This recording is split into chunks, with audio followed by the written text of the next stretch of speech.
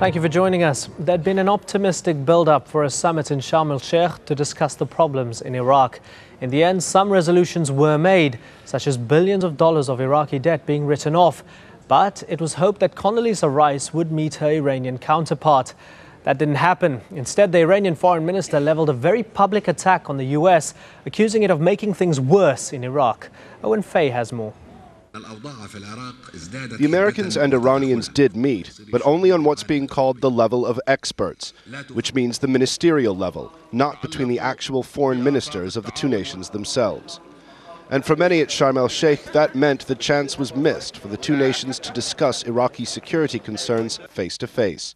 We think we have reached a very critical point, and if Iraq will fail, this will be negative for the interest of all the stakeholders and all the countries, at the regional level and at the international level. And as far as the Americans were concerned, they claimed they were more than ready to meet with Iran. They just never got the chance. Well, first of all, the opportunity simply didn't arise for the foreign minister of Iran and me to, as I said, I would have taken that opportunity. The opportunity didn't arise, but our officials did as they did in Baghdad. One reason for that lack of opportunity was Iran's position, that the U.S. policy is directly responsible for the deteriorating security situation.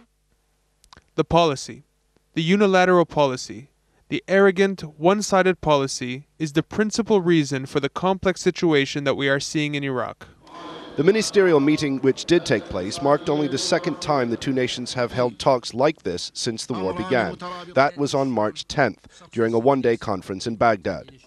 The failure to meet notwithstanding, the two-day summit did result in more than $30 billion in aid and debt relief, and a 5-year international compact for Iraq, an agreement for continued aid in exchange for political reforms, such as the greater inclusion of Sunni groups in the broader political process.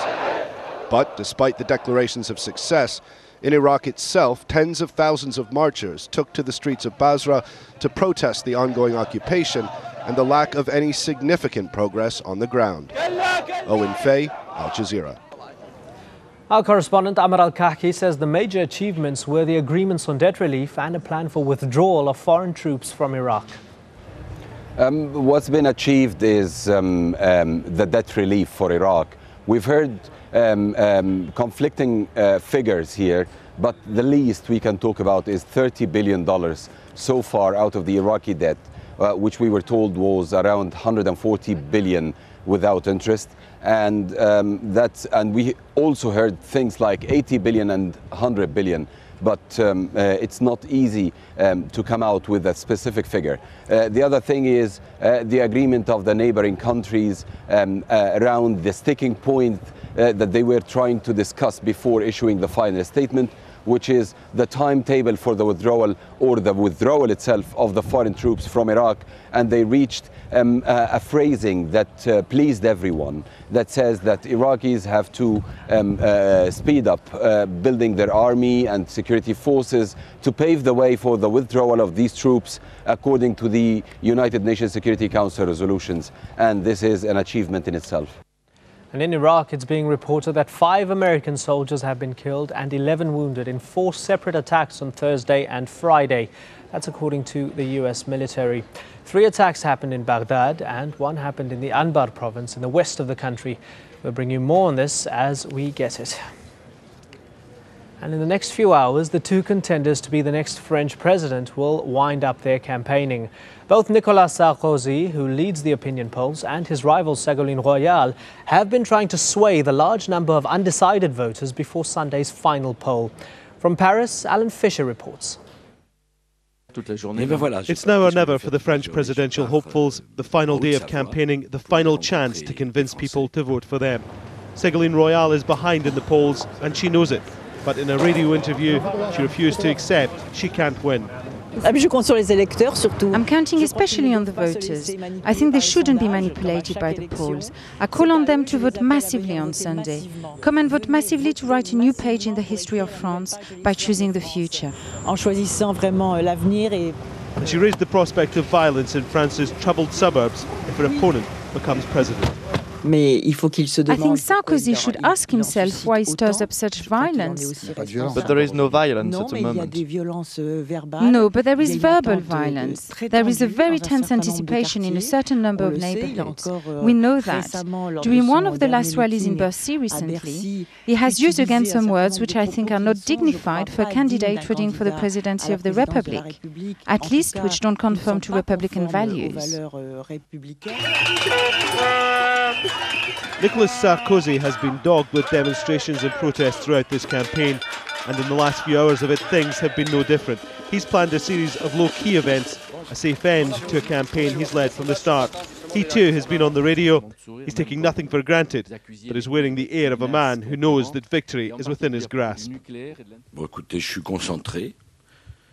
Well, I'm concentrating because it's not over yet. There is no victory yet. The campaign finishes tonight, but really it finishes on Sunday evening when the results are given. I don't take the presidential election lightly. I have been thinking and working a lot, and if the French trust me, I measure the weight of the responsibilities which will land on my shoulders. I don't want to disappoint, and I won't disappoint. After all the words, all the stunts, all the attacks, at midnight on Friday, the electioneering must come to an end. It's then up to the people to decide who they want as the next president of France. And although the socialists still believe they can cause an upset, if all the polls are to be believed, that will be Nicolas Sarkozy. Alan Fisher, Al Jazeera, Paris. The ruling centre-left Labour Party in Scotland appears to have been defeated in elections for the country's semi-autonomous parliament. In the last few minutes, the Nationalist Party has claimed victory, but only by the narrowest of margins. The leader of the Scottish National Party has promised a referendum to break away from Britain if his party takes control. Labour lost support, particularly because of Britain's involvement in the Iraq War. No party has an overall majority in the Edinburgh Parliament, and negotiations will now begin on forming a coalition administration.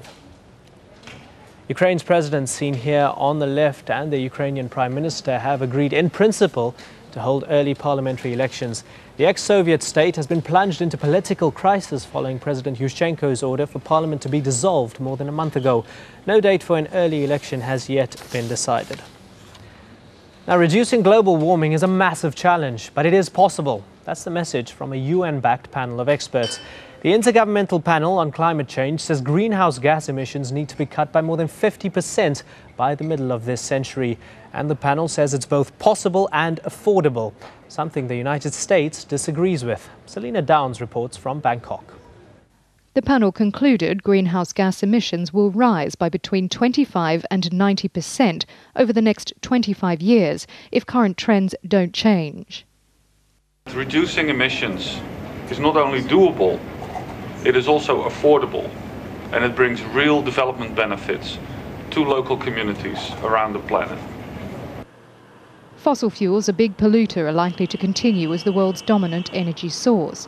The IPCC panel urged governments and individuals to adopt cleaner forms of energy, like wind and solar power, hydropower, and biofuels made from plants and other natural sources. Nuclear energy was also recommended for the first time as an alternative source. The report found greenhouse gas emissions have risen 70% since 1970. The energy sector the biggest contributor to harmful emissions. But it's not the only one. Harmful emissions from polluting vehicles have leapt 120% over the past 3 decades. The panel suggested replacing the motor car with cleaner alternatives like walking, cycling or taking public transport. This report, for the first time, has dealt with lifestyles and consumption patterns as an important means by which we can bring about mitigation of greenhouse gas emissions. So, of course, you can look at technology, you can look at policies, but what is an extremely powerful message in this report is the need for human society as a whole to start looking at changes in lifestyles and consumption patterns. Deforestation and direct emissions from agriculture are also considered a threat. Greenhouse gas emissions from rice cultivation seen as one area where developing countries in Asia could make a difference. And the cost? Well, the panel estimates that keeping the rise in temperatures to within 2 degrees centigrade would cost less than 1% of annual gross domestic output.